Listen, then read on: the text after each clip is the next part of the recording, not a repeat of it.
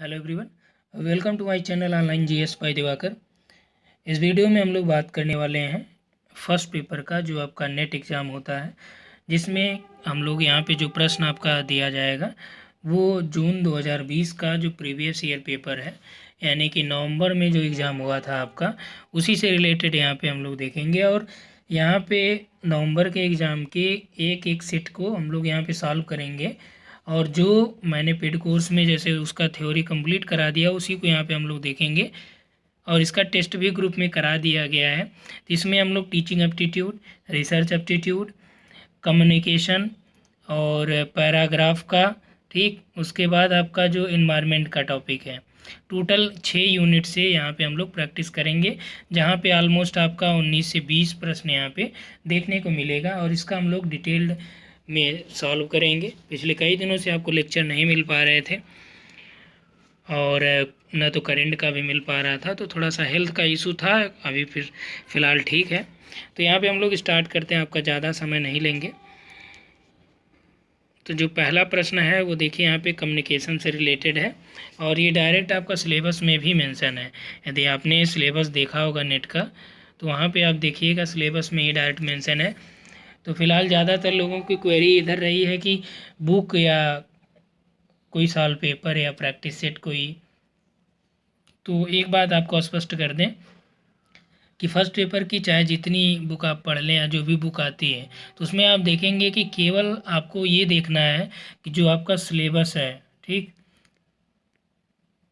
आपको क्या करना है, सिलेबस नोट डाउन कर लेना है, और सिलेबस के हर एक टॉपिक पे एक आपको अलग से कॉन्सेप्ट डेवलप करना है कि इस टॉपिक पे क्या चीज़ें आ सकती हैं या इसका थीम क्या है।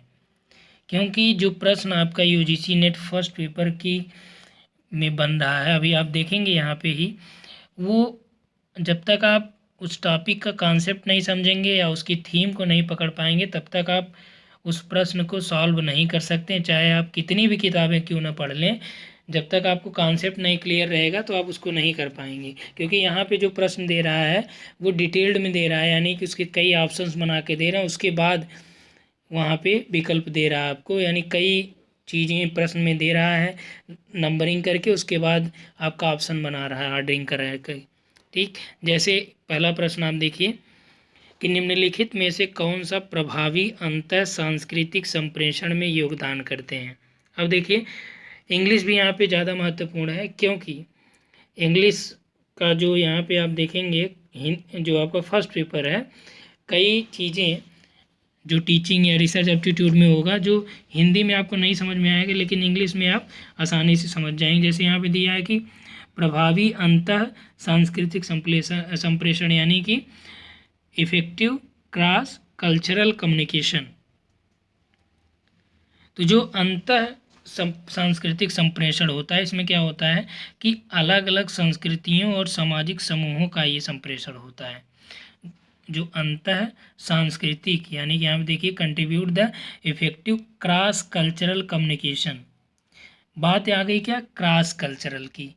यदि क्रॉस नहीं होता, केवल कल्चरल कम्युनिकेशन की आती, तब वो आप एक संस्कृति की बात करते हैं, एक कल्चर की बात करते हैं। लेकिन यहाँ पे क्रॉस की बात की, यानी कि एक नहीं बल्कि अनेक संस्कृतियों की बात की गई। अनेक सांस्कृतिक और सामाजिक समूहों के बीच जो कम्युनिकेशन होता है उसी को बोलते हैं क्या, इंटर कल्चरल कम्युनिकेशन, या अंतर सांस्कृतिक या क्रॉस कल्चरल कम्युनिकेशन बोलते हैं। ठीक, यहाँ पे देखिए इंग्लिश में थोड़ा सा अलग दिया, हिंदी में अलग दिया है। अब इसमें ऑप्शन आप खोजिए कि क्या कह रहा है कि प्रभावी अंतर सांस्कृतिक संप्रेषण में योगदान करता है क्या चीज़। पहला दिया है कि क्विक फ्लो ऑफ वर्ड, शब्दों का त्वरित प्रभाव हो, यानी जो अंतः सांस्कृतिक संप्रेषण होता है, क्या उसमें शब्दों का त्वरित प्रभाव जरूरी है? नहीं। क्यों? क्योंकि यहाँ पे ये अंतर सांस्कृतिक कम्युनिकेशन की बात किया है। ठीक, इनर या क्रॉस कल्चरल कम्युनिकेशन की बात किया है। यहाँ शब्द से आप बहुत ज़्यादा इसका मतलब नहीं निकाल सकते हैं। दूसरा देखिए, यूज ऑफ फॉरेन वर्ड्स, विदेशी शब्दों का उपयोग। तो अंतर सांस्कृतिक संप्रेषण, यानी कि जो क्रॉस कल्चरल कम्युनिकेशन है, इसमें आप विदेशी शब्दों का प्रयोग करके क्या साबित करेंगे? तो इसमें आपको ये करना पड़ेगा, जब आपको अन्य विभिन्न प्रकार की संस्कृतियों के साथ आपका संप्रेषण होता है या अलग अलग सांस्कृतिक समूहों के साथ आपका संप्रेषण होता है, तो आपको उन्हीं शब्दों को, जैसे मान लीजिए आप शब्दों का त्वरित प्रभाव बनाए हैं, खूब स्पीड में बोल रहे हैं, सामने वाले को कुछ चीज़ें पकड़ में आ रहे हैं, कुछ चीज़ें ना पकड़ में आ रही, क्योंकि वो भी तो अलग कल्चर से बिलोंग करता है। हो सकता है कि उसकी भाषा भिन्न हो। जैसे कोई आपका विदेशी मित्र आ जाए आपके यहाँ, आप हिंदी में फ्लो में एकदम स्पीड में बोलते जाइए, उसको 2-4 वर्ड समझ में आएगा और सारी चीज़ें उड़ जाएंगी। या आप वहाँ पे जाइए फॉरेन में कहीं, वहाँ के जो लोग जिस स्पीड से इंग्लिश से जो भी आप स्पोकन उनकी लैंग्वेज है, वो उतनी स्पीड में बोलेंगे, आप मान लीजिए कितने भी जानकार हैं उस भाषा के, पूरी तरह से आप उन चीज़ों को नहीं पकड़ पाएंगे, कुछ न कुछ छूट जाएगा। इसलिए शब्दों का त्वरित प्रभाव अन्य संस्कृतियों पे या क्रॉस कल्चरल कम्युनिकेशन के लिए योगदान नहीं देता है। विदेशी शब्द आप उपयोग करेंगे, मान लीजिए वो देसी है, विदेशी यूज करेंगे तो क्या होगा? नहीं इफेक्टिव होगा। तीसरा देखिए, सिलेक्शन ऑफ सिंपल वर्ड्स, साधारण शब्दों का उपयोग करना पड़ेगा, क्योंकि जब भी आप संप्रेषण करेंगे अलग लोगों से, अलग सामाजिक समूहों से, तो आपको क्या करना पड़ेगा? सिंपल वर्ड्स यूज करना पड़ेगा, जिससे वो आसानी से समझ पाएँ। ठीक, तो ये यहाँ पे होगा। डी वाला देखिए, यहाँ पे पूरा ये अभी आगे ऑप्शन आपको और मिलेगा। टेकिंग टर्न्स टू स्पीक, यानी बोलने के लिए बारी लेना, ये भी सही बात है। जैसे मान लीजिए 4 लोग हैं, ठीक, या 6 लोग, मान लीजिए जो भी लोग हैं, आपस में जब ये बात करते हैं तो आपको ये वेट करना, जैसे एक व्यक्ति की बात ख़त्म हो गई, आपको इस बात का इंतज़ार करना पड़ेगा कि ये बंदा अपनी बात ख़त्म करे तब आप स्टार्ट करें। ऐसा नहीं कि ये भी चालू किए, ये भी चालू किए, ये भी चालू किए। तो ये मान लीजिए श्रोता 3 बेचारे हैं, तो ये किसकी बात सुने? और वहाँ पे कोई चीज़ फिर स्पष्ट नहीं हो पाएगा। इसलिए ये जब बोल लें महोदय, तब ये महोदय स्टार्ट करें और इनके बाद ये करें, यानी कि बोलने के लिए अपनी बारी का भी इंतज़ार करना पड़ेगा। अगला ऑप्शन क्या दिया? Maintenance of इटिक्विटी। इटिक्विटी मतलब नैतिकता होता है। इटिक्विट, ये आपका देखिए पहले क्या था कि अभी जब से ये सिलेबस चेंज हुआ 2019 से, तब जो लेवल इसका ज़्यादा बढ़ा दिया है, और आपको क्या करना है कि जो प्रीवियस ईयर के प्रश्न कराया जा रहा है उसको आप बेहतरीन ढंग से, वही केवल यदि आप सॉल्व करें रहेंगे और नॉर्मल तरीके से एक थ्योरी, सभी टॉपिक पे आपको कुछ न कुछ पकड़ तो रहेगा ही। जैसे ही आप प्रश्न को डिटेल में सॉल्व करेंगे तो उससे रिलेटेड कुछ न कुछ इन्फॉर्मेशन आपको कलेक्ट हो जाए। जैसे जब हमने आपको थ्योरी पढ़ाया होगा कि क्रॉस कल्चरल कम्युनिकेशन क्या होता है या इनर कल्चरल कम्युनिकेशन क्या होता है, तो उस समय हमने बताया होगा। यहाँ से वही चीज़ें आपको समझनी है कि बोलने के लिए अपनी बारी का इंतज़ार लेना है। ऐसा नहीं कि एक आदमी शुरू करे साथ में आप भी चलिए। शिष्टाचार को बनाए रखना है, यानी कि जो नैतिकता है उसको आपको बनाए रखना, तभी सामने वाला समझेगा कि हाँ यार, ये इसकी जो कल्चर है, इसके जो सामाजिक स्तर है वो सभ्य है। जैसे ही आप वो सामने वाला चालू किया, आप भी चालू कर दीजिए, तो ये समझेगा यार कि इसका कोई लेवल नहीं है अपना। ठीक, तो ये चीज़ें आपको समझनी पड़ेगी यहाँ पे। तो आप देखिए कि जो एक सांस्कृतिक संप्रेषण यानी कल्चरल कम्युनिकेशन के लिए आवश्यक है, क्या है? साधारण शब्द यूज करिए, बोलने के लिए बारी का इंतज़ार करिए। जैसे ही आप बारी का इंतज़ार करेंगे तो ये क्या होगा कि आपके धैर्य और शिष्टाचार और नैतिकता का ये बोध कराएगा। ठीक, यानी कि आपका सी, डी और ई, ये तीनों आ रहे हैं। अब ऑप्शन में देखिए क्या क्या चीज़ें हैं। ए बी सी है, बी सी डी है, ए डी ई है, सी डी ई है। देखिए ए बी तो जिसमें है वो मान चलिए कि गलत ही है, ठीक, तो इसमें डी ऑप्शन राइट है। स्पष्ट हुआ? अब नेक्स्ट प्रश्न देखिए यहाँ पे जो दिया गया है कि बोध स्तर के लक्षण निम्नलिखित में से चिन्हित होते हैं। अब देखिए ये चीज़ें हमने कराया भी है, और आप टीचिंग एप्टीट्यूड का जो सिलेबस है उसमें आप देखेंगे कि अंडरस्टैंडिंग लेवल जो टीचिंग मेथड है उसमें आप देखेंगे 3 टाइप का दिया है। ठीक, बोध स्तर, स्मृति स्तर अलग अलग का है उसमें, मेमोरी लेवल का, अंडरस्टैंडिंग लेवल का, 3 लेवल का उसमें दिया गया है। तो इसमें क्या है, बोध स्तर का, यानी कि अंडरस्टैंडिंग लेवल के बारे में समझना है कि इसके क्या लक्षण हो सकते हैं। ठीक, चलिए यहाँ पे पहला वाला देखिए, बोध स्तर में क्या होता है, यानी अंडरस्टैंडिंग लेवल में शिक्षक विषयगत सामग्री को व्यवस्थित करने में, विभिन्न इकाइयों की संरचना में और छात्रों के अभ्यास को नियंत्रित करने में पहल करता है। यानी जो बोध स्तर या अंडरस्टैंडिंग लेवल होता है उसमें क्या होना चाहिए, क्या ये शिक्षक के जो विषयगत सामग्री है उसको सिस्टमेटिक आर्डर में करने, अलग अलग जो इकाइयाँ हैं उसका स्ट्रक्चर, छात्रों का अभ्यास करने में ये नियंत्रित पहल नहीं। अंडरस्टैंडिंग लेवल में ये नहीं होता है। It is basically dedicated in helping the student to see the relationship and application as tool of fact. ये राइट है, क्योंकि अंडरस्टैंडिंग लेवल में उसको खुद तो समझ आ जाएगी, क्योंकि वो बोध स्तर की बात कर रहा है। अब वो छोटा बच्चा नहीं है कि आप उसको रटाइए चीज़ों को। It is basically dedicated to helping the student to see the relationship and application as tool of fact, यानी कि यह साधारणतः छात्रों के संबंधों को देखने, तथ्यों के उपकरण के रूप में उसके एप्लीकेशन में सहायता देने के लिए समर्पित होता है। अंडरस्टैंडिंग लेवल, ये राइट है। ठीक, आगे देख लीजिए, अभी यहाँ पे आपको ऑप्शन भी मिलेगा। सी में देखिए, it is directed as problem raising and problem solving in collaborative manner, यानी यह समस्या उत्पन्न करने और समस्या निवारण में सहयोग के रूप में निर्देशित करता है। तो क्या ये लेवल है, यानी कि अंडरस्टैंडिंग लेवल में ऐसा होता है? ऐसा नहीं होता है। समस्या उत्पन्न करने में वहाँ पे समस्या सॉल्व भी होती है। यह विचारों और तथ्यों के संप्रत्ययीकरण की चेष्टा करते हैं, यानी कि it is aimed at the conceptualisation of ideas and fact. Right, क्या करता है ये, कि जो विचार हैं, जो तथ्य हैं, उसको संकल्पनात्मक रूप में परिवर्तित करने की बात करता है, यानी कि उसको, उसकी थीम को समझने की बात करता है। कौन? Understanding level. ठीक, आप लोग देखिएगा, टीचिंग एप्टीट्यूड में कराया हूँ मैं।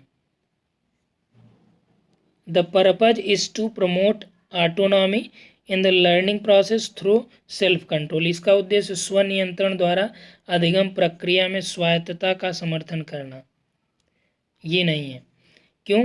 क्योंकि अंडरस्टैंडिंग लेवल का ये मतलब नहीं होता कि आपको ऑटोनॉमी इस्टेब्लिश करनी है, कि नहीं जो चीज़ हम कह रहे हैं वही सही है।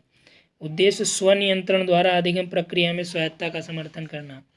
वहाँ पे ये है कि आप अंडरस्टैंडिंग का मतलब आपको एक समझ विकसित हो गई है। आप दूसरे की भावनाओं को, दूसरे की बातों को, दूसरे के ज्ञान को भी आपको तवज्जो देनी पड़ेगी। समझ में आई बात? तो इसलिए ये रॉन्ग हो गया। यहाँ पे दो ही आपको मिला, बी और डी। अब ऑप्शन में देखते हैं, A B, B D, C D, D. तो आपके पास क्या मिला? B D. ठीक, अगला देखिए, mitigation measure to cope with floods include, यानी कि बाढ़ के प्रभावों से निपटने के लिए अल्पीकरण उपाय कौन सा है? अब देखिए, ये आपदा प्रबंधन में है। यदि आपसे कहा जाए कि कहीं बाढ़ आ गई है और आपको वहाँ पे उसको कम करना है, तो आप क्या करेंगे? ठीक, विद्युत सेवा पैनल का उन्नयन या संरक्षण करना, यानी बाढ़ के जो प्रभाव दिख रहे हैं उससे निपटने के लिए आपको क्या करना है, उसका मिटिगेशन मेजर करना है। अल्पीकरण उपाय कौन कौन से होने चाहिए? तो उसमें क्या है कि विद्युतीय सेवा पैनल का उन्नयन या संरक्षण करना, यानी कि जो वहाँ पे एलिवेटिंग और protecting electrical services of panel, यानी जो सही बात है कि जहाँ पे आपदा आई है वहाँ पे क्या करना है कि जो इलेक्ट्रिक सर्विसेज हैं, ठीक, उसके पैनल्स हैं, उसको क्या करना है? प्रोटेक्ट करना है, संरक्षित करना है, कि कहीं उसकी वजह से, जैसे मान लीजिए बाढ़ आ गई, ठीक, और कोई विद्युत, या मान लीजिए आपका ट्रांसफार्मर है विद्युत का ही, और वो जल में कहीं गिर गया या बाढ़ में ही, तो उससे क्या होगा? पानी में बिजली उतर जाएगी वहाँ पे, आसपास का जो एरिया, जो वहाँ लोग आ रहे हैं, जहाँ तक फैलेगा उसका प्रभाव तो वहाँ दिखेगा। राइट, ये यहाँ पे सही है। बाढ़ के उफानों में बेहतर ढंग से निपटने के लिए पुलियाओं को की चौड़ा करना, यानी जो पुलिया है जहाँ से पानी जाएगा उसको क्या करना है, उसको और उसकी चौड़ाई बढ़ाना है। बाढ़ के उफानों को बेहतर ढंग से, यानी बाढ़ में जो उफान आ रहा है तो उसके लिए क्या करना पड़ेगा, पुल की चौड़ाई को बढ़ाना पड़ेगा। यानी जो छोटी छोटी पुलियाँ लगी हैं उसको निकाल देना, वहाँ पे ज़्यादा चौड़ी पुलियाँ लगाना। इससे क्या होगा कि जो बाढ़ के प्रभाव हैं वो कम हो जाएंगे। यहाँ पे क्या बोला, अल्पीकरण की बात करा, यानी मिटिगेशन की बात किया है। ठीक, नेक्स्ट है बी वाला भी राइट है। सी देखिए, protecting collision facilities with barriers and sandbags, यानी अवरोधों और रेतों के थैले द्वारा क्या करना, बैरियर्स सुविधाओं का संरक्षण करना है। अवरोधों और रेत के थैलों द्वारा संतरण, यानी कि प्रोटेक्टिंग कोलिजन फैसिलिटीज़। तो इससे क्या होगा, अवरोध बना दिया जाए या रेत के बड़े बड़े थैले। आप देखते हैं कि जब गंगा नदी की हम लोग बात करें, जैसे कुंभ मेला जब होता है तो उसके घाटों पे या तटों पे आप देखते हैं कटान रोकने के लिए क्या किया जाता है, बालू की या रेत की बोरियां वहाँ पे लगा दी जाती हैं। इससे क्या होगा, कटान नहीं होगा। तो ये यहाँ पे करना पड़ेगा, अवरोध एक प्रकार से ये काम करता है। ठीक, इससे क्या होगा, कटान नहीं होगा, यानी अपरदन नहीं होगा। डी का देखिए, removing trees and debris from the flood plains, बाढ़ क्षेत्रों से वृक्षों और मलबों को हटाना। तो ये तो कोई बहुत समझदारी का काम नहीं हुआ ना, कि जो बाढ़ क्षेत्र है वहाँ से आप मलबे हटा दिए तो ये ठीक है, लेकिन वृक्ष को हटाना वहाँ से, ये समझदारी की बात नहीं है कि आप जो बाढ़ का क्षेत्र है वहाँ से वृक्ष हटा दें। इससे आपदा या बाढ़ पर कोई विशेष फर्क नहीं पड़ने वाला है। ठीक, आगे देखिए,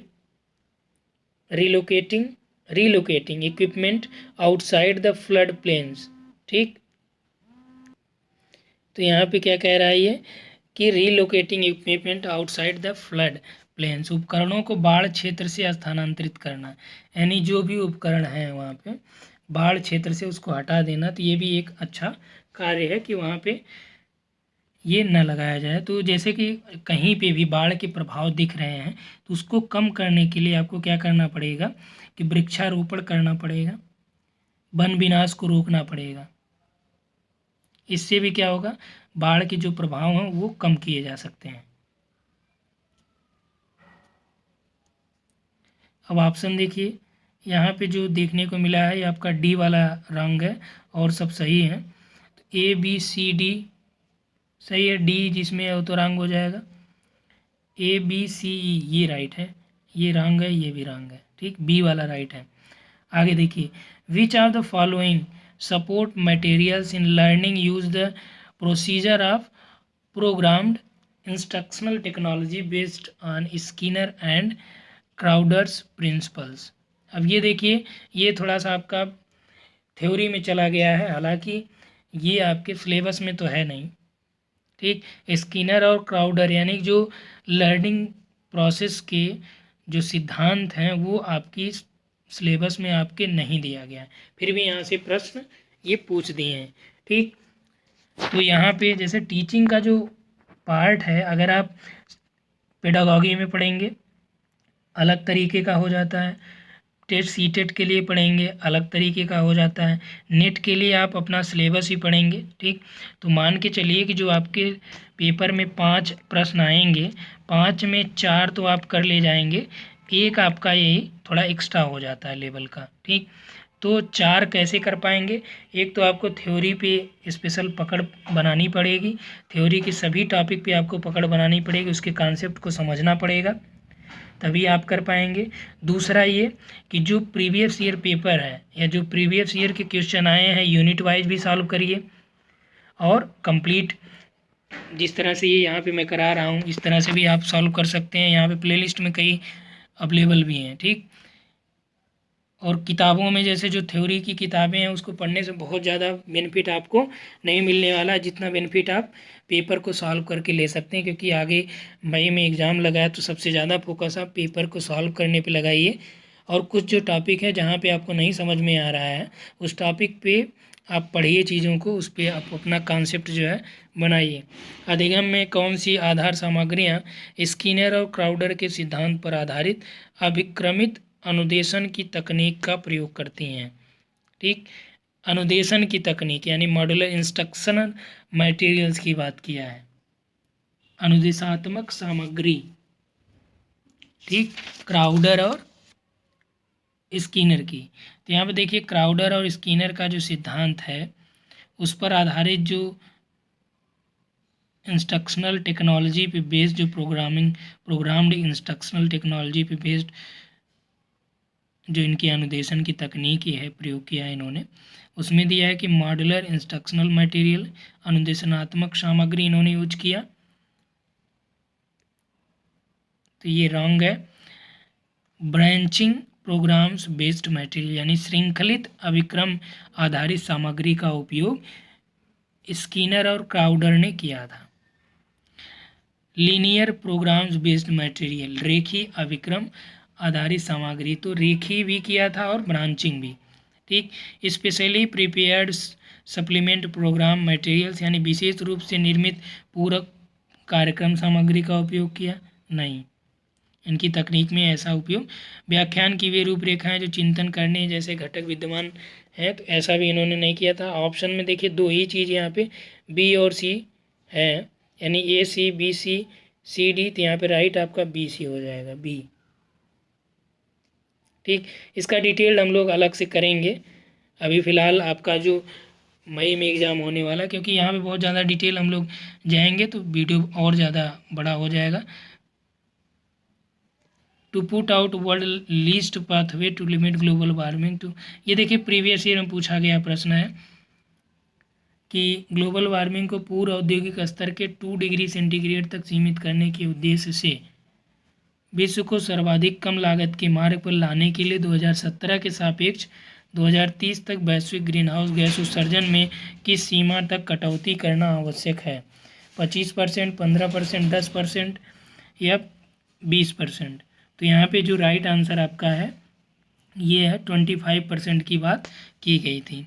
ठीक, पेरिस समझौते में ये बात किया गया था कि 2030 तक 2017 के सापेक्ष, ध्यान रखिएगा 2017 के सापेक्ष 2030 तक जो ग्रीन हाउस गैस है, ना कि CO2, ग्रीन हाउस गैस में कई आ जाती हैं, तो ग्रीन हाउस गैस है उसके उत्सर्जन में 25% की कमी की बात इन्होंने किया था कि इतनी कटौती होनी चाहिए।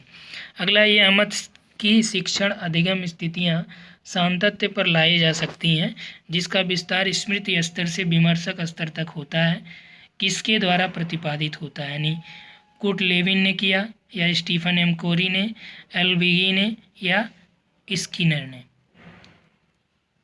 ठीक, तो यहाँ पे जो आपका राइट आंसर हो जाएगा ये मॉरिस एल बिगी, इन्होंने शिक्षण अधिगम स्थितियाँ जो बताया था कि इसमें एक कंटिन्यूटी या continuum ranging from memory level to reflected level की बात इन्होंने की थी।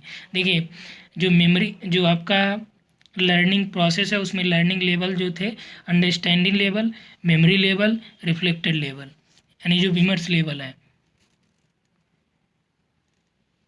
ठीक, तो इसमें राइट आंसर आपका सी है, बिगी महोदय। अगला देखिए, which of the following are the characteristics of a good sample in research? शोध में अच्छे प्रतिदर्श। सैंपलिंग का हमने आपको कराया था कि सैंपल क्या होता है, प्रतिदर्श क्या होता है।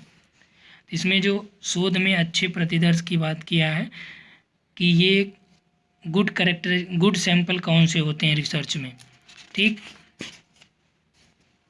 तो यहाँ पे देखिए सुगमता पूर्वक जो प्राप्त हो जाए, शोध में जो सैंपल होते हैं आसानी से जो प्राप्त हो जाए वो अच्छे सैंपल नहीं होते हैं। रिप्रेजेंटेटिव ऑफ पॉपुलेशन कैरेक्टरिस्टिक, विशिष्ट पॉपुलेशन की जो विशिष्टता है उसका यदि प्रतिनिधित्व करें यानी कैरेक्टरिस्टिक्स की बात की है तो ये आपका हो सकता है।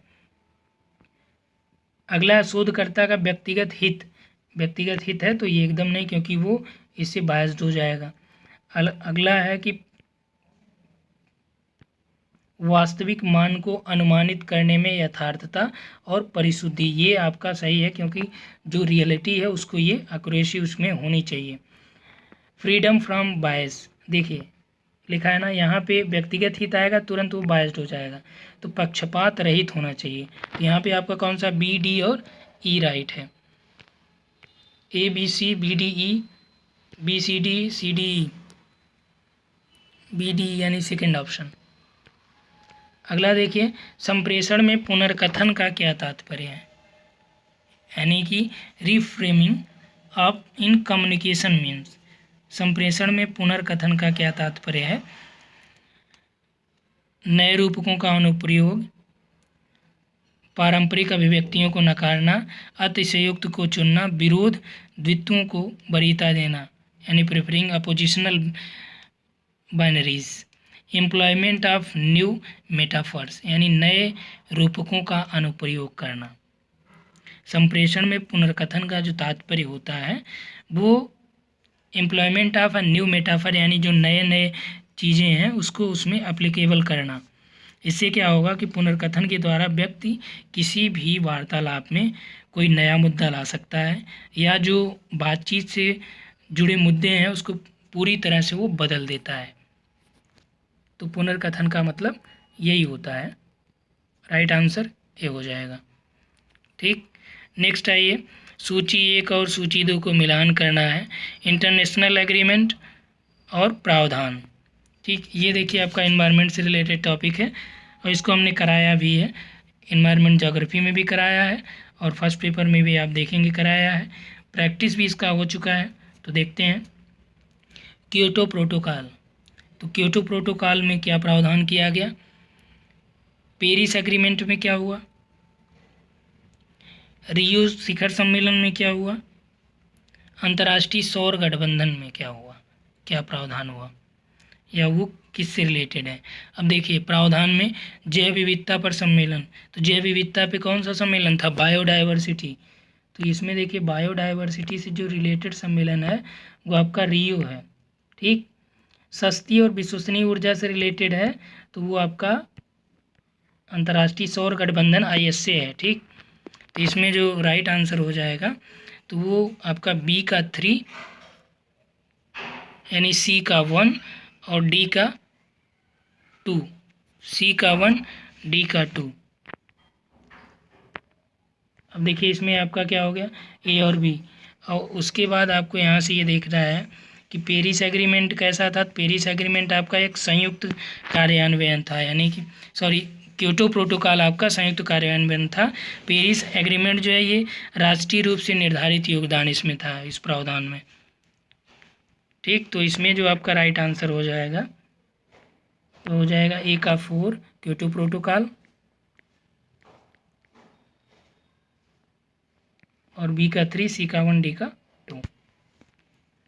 आगे देखिए स्टेटमेंट दिया है कथन 1 कि अंतः संप्रेषण कक्षा में टीम कार्य की भावना को प्रोत्साहित करता है, यानी cross communication promote team work in the class. तो जो अंतः संप्रेषण है ये कक्षा में टीम कार्य की भावना को प्रोत्साहित करता है, तो ये गलत है। क्योंकि अंतः जो संप्रेषण होता है ये टीम की भावना को विकसित नहीं करता है, प्रोत्साहित नहीं करता है, बल्कि ये क्या करता है कि ये एक दूसरे के सांस्कृतिक पृष्ठभूमि को समझाने में मदद करता है। ठीक, तो कथन आपका ये फर्स्ट वाला तो रंग हो गया। दूसरा देखिए, अंतः सांस्कृतिक परिवेश में संप्रेषण की परिशुद्धता नम्य और अनुक्रियात्मक होती है, अनुक्रियात्मकता उसमें होती है। तो ये आपका क्या है, राइट है। क्योंकि जो अंतर सांस्कृतिक परिवेश होता है वहाँ पे संप्रेषण में परिशुद्धता होती है और वो क्या होता है, फ्लेक्सिबल होता है और रिस्पॉन्सिव भी होता है। ठीक, तो इसलिए यहाँ पे आपका देखिए कथन 1 दोनों सही है, यहाँ पे कथन 1 गलत है, 2 सही है। A teacher in a particular college assign percentile rank in, यहाँ पे देखिए कि किसी कॉलेज में एक शिक्षक ने अपने छात्रों के निष्पादन को सूचित करने के लिए आयोजित इकाई परीक्षण में परसेंटाइल अनुपस्थिति प्रदान की। यह किस प्रकार की मूल्यांकन की प्रक्रिया होगी। ठीक, इवैल्यूएशन का जो टाइप है ये प्रोसेस ऑफ इवोल्यूशन है, उसमें ये आपको देखने को मिलेगा।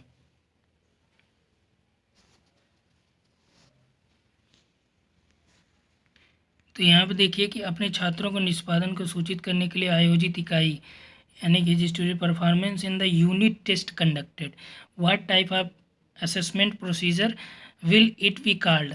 अब देखिए यहाँ पे अलग अलग जो यहाँ पे दिया गया है, इन सभी को हमने आपको समझाया है कि जो क्राइटेरियन रेफरेंस होता है यानी निकट संदर्भित क्या होता है, मानक संदर्भित क्या, निर्माणात्मक और संकलनात्मक। ठीक, तो इसमें जो आपका राइट हो जाएगा वो हो जाएगा मानक संदर्भित यानी नॉर्म रिफर्ड। मानक संदर्भित जो परीक्षण होता है उसका उद्देश्य छात्रों की उपलब्धि की तुलना में जो अन्य छात्रों की उपलब्धि है उससे वो तुलना की जाती है, या जो छात्रों की प्राप्ति है किसी ज्ञात समूह के जो अन्य छात्र हैं उनकी सापेक्षिक स्थिति के रूप में इसमें किया जाए, यानी कि प्राप्तांकों की व्याख्या उस परीक्षण में मानक के आधार पर की जाती है।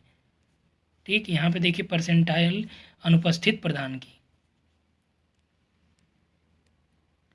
अगला, एक महाविद्यालय का एक शिक्षक पता लगाना चाहता है कि शहरी ग्रामीण अंचल के छात्र छात्राओं के अधिगम में संलिप्तता किस हद तक वे जिस परिवार से आते हैं उनकी सामाजिक आर्थिक स्थिति से जुड़ी है। इस शोध परियोजना में किस चर को निराश्रित चर यानी स्वतंत्र चर बताया जाएगा। देखिए स्वतंत्र चर और परतंत्र दोनों के बारे में हमने बताया, आपको आश्रित चर के भी बारे में बताया है। ठीक, तो इसमें दिया है कि अधिगम के छात्र, परिवार की सामाजिक आर्थिक स्थिति, नगरीय क्षेत्र। एक बार ये फिर से पढ़ेंगे तो और स्पष्ट हो जाएगा। एक महाविद्यालय का शिक्षक यह पता लगाना चाहता है कि शहरी ग्रामीण अंचल के छात्र छात्राओं की अधिगम में संलिप्तता किस हद तक है, शहरी और ग्रामीण दोनों में, और वो जिस परिवार से आते हैं उनकी सामाजिक आर्थिक स्थिति से क्या हुआ जुड़ी है जो अधिगम की संलिप्तता है।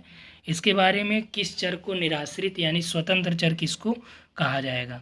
अब देखिए स्वतंत्र चर क्या होता है कि जिस पर प्रयोगकर्ता का नियंत्रण होता है, यानी कि जिसमें वह जैसा चाहे परिवर्तन कर सकता है, जिसके प्रभाव दूसरे चर पर भी पड़े, यानी कि यदि देखा जाए तो परिवार की सामाजिक आर्थिक स्थिति पर नियंत्रण रखा जा सकता है और इसी को स्वतंत्र चर या निराश्रित चर भी कहा जा सकता है।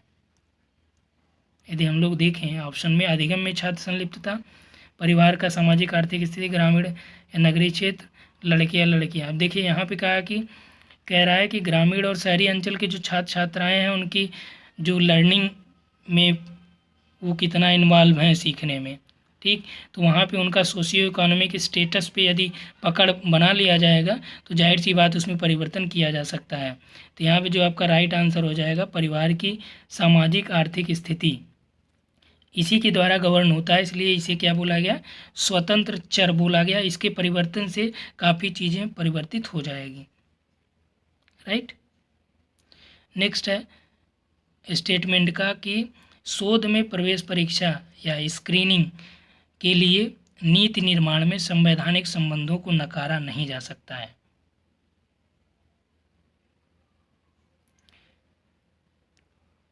शोध में प्रवेश परीक्षा या स्क्रीनिंग के लिए जो नीति निर्माण में संवैधानिक उपबंधों को नकारा नहीं जा सकता, तो ये in research formulation of policies for admission या screening can not neglect the constitutional provisions, ये राइट है। क्योंकि कहीं भी शोध होता है या रिसर्च में एडमिशन लेना है तो जो वहाँ का एक कॉन्स्टिट्यूशनल प्रोविजंस है उसको फॉलो करना पड़ेगा। शोध डिग्रियाँ प्रदान करते समय साम्यता के हित हेतु अल्पसंख्यक कोटे का संरक्षण किया जाना चाहिए। तो यहाँ पे देखिए ये नहीं है, क्योंकि डिग्रियाँ प्रदान करते समय जो अल्पसंख्यक कोटे का संरक्षण करने से शोध की गुणवत्ता में सुधार की संभावना नहीं बढ़ती है, तो इसलिए ये आपका रॉन्ग हो जाएगा, ये राइट होगा। ठीक, इससे क्या होगा कि इससे जो रिसर्च है वो एक सही दिशा को प्राप्त होगा और गुणवत्तापूर्ण शोध में सहायक सिद्ध भी होगा। जो वर्तमान में आप देख रहे हैं हर जगह हर एक यूनिवर्सिटी में ऐसा नहीं हो रहा है, ऐसा होना चाहिए। हालांकि ये किताबों में तो हो रहा है फॉलो, लेकिन वास्तविक रूप में नहीं हो रहा है।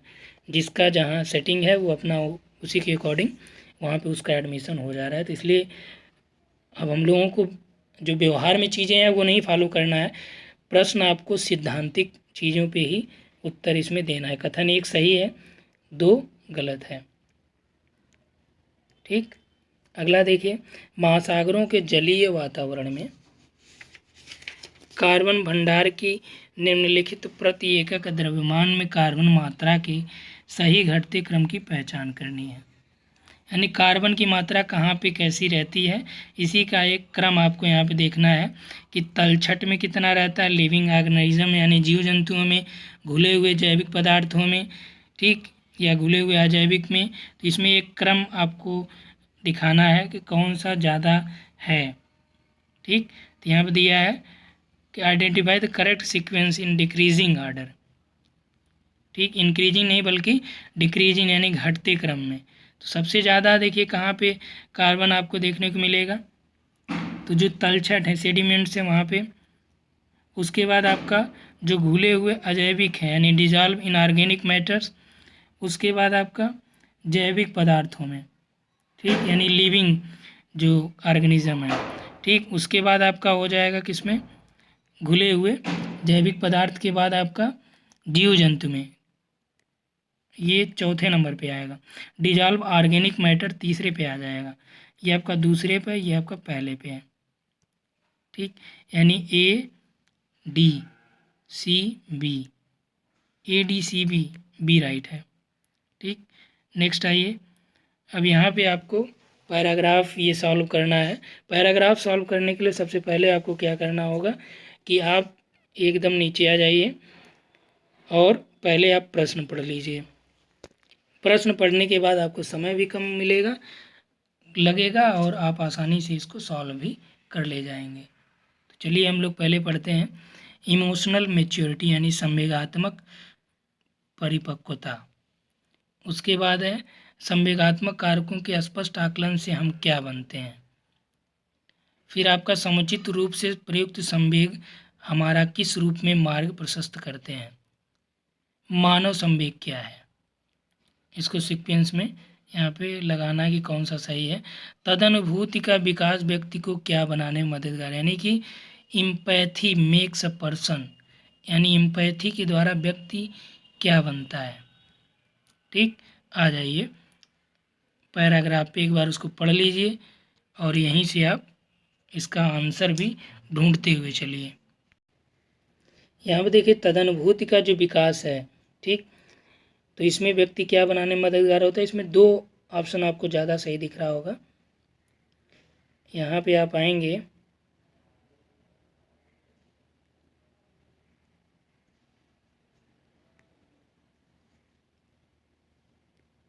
यहाँ से पढ़िए, संवेगात्मक विकास का एक दूसरा पक्ष है जिसके अंतर्गत हम संवेगों द्वारा, संवेग यानी इमोशन से, ध्यान रखिएगा, संवेगों द्वारा दूसरों को पढ़ते हैं, इमोशन से दूसरों को पढ़ते हैं, उससे उसको समझेंगे। इस प्रकार उनसे बहुत सही तरीके से अगर नहीं जुड़ पा रहे हैं तो किसी काल्पनिक रूप में अपने को जोड़ते हैं।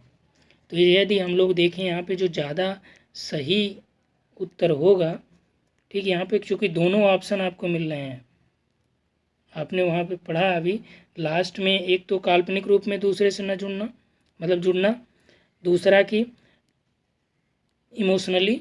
तो वहाँ पे देखिए लाइन आपने पढ़ा कि संवेगों द्वारा दूसरों को पढ़ते हैं। तो ज़्यादा सही यदि हम लोग देखें तो भावनात्मक रूप में दूसरे से जोड़ना, ये आपका इम्पैथी है, तदनुभूति है। तदनुभूति यानी कि उसकी भावनाओं को आप समझ रहे हैं। ठीक, तद अनुभूति, तद मतलब उसके जैसा ही आप जब अनुभूति करते हैं।